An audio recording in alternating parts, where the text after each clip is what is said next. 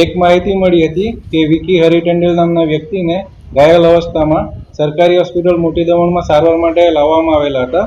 સૂચના મળતા police staff ઘટના સરકારી હોસ્પિટલ પહોંચી તપાસ દરમિયાન જાણવા મળ્યું કે આ વિકી હરી ટંડેલને કોઈ ધારદાર હથિયાર વડે મારીને હત્યા કરવામાં આવેલી હતી. જેના અનુસંધાને નાની દમણ પોલીસ સ્ટેશનમાં આઈપીસીની કલમ 302 મુજબ ગુનો નોંધવામાં આવેલો હતો. અને તપાસ દરમિયાન એવું જાણવા મળ્યું કે મૃતક વિકી હરી ટંડેલના જે સગા ભાઈ છે અશોક હરી ટંડેલ પ્રોપર્ટી વિવાદને લઈને એમણે એમની કોયતા વડે મારીને હત્યા કરી હતી. હત્યાનું કારણ પ્રોપર્ટી ડિસ્પ્યુટ લાંબા સમયથી એ લોકો વચ્ચે ચાલતો હતો, જેના કારણે આ હત્યા કરવામાં આવી હતી. આરોપી મૂળ અત્યારે દમણનો જ છે. હાલ 7 તારીખે લંડનથી ઇન્ડિયા આવેલો હતો.